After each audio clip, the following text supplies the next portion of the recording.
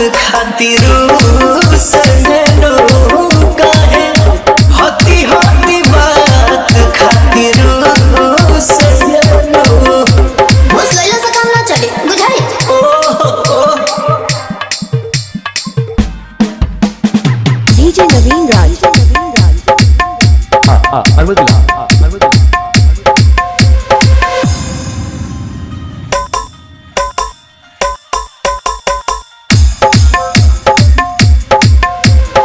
हरे करियवा हाँ छोड़ी कहीं परान बाड़ो ऐसे न रोठी रुआई रात रानी मजा खूबे लूटी राजा जी लाए तन जसना फुसलाई के हवा के कोना में अपना सुताई। सुनो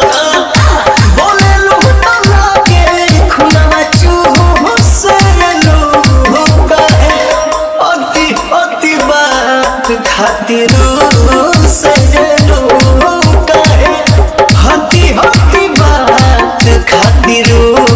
सजनो डीजे नवीन राज अरवदिला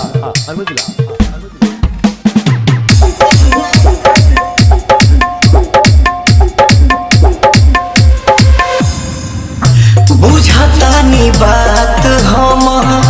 धन तहरा मान के अगिए के सजा रखल चाहिलो पवन के हरे करियवा के सब जब जनते हैं काटी जी तब गाना खाना के काटी जी हाँ हो जाए। धनी हो दोबारा जैसे फूल लो काहे हती हती बात खातिर सजनो काहे हती हती बात खातिर सजनो डीजे नवीन राज मांझा अरवदिला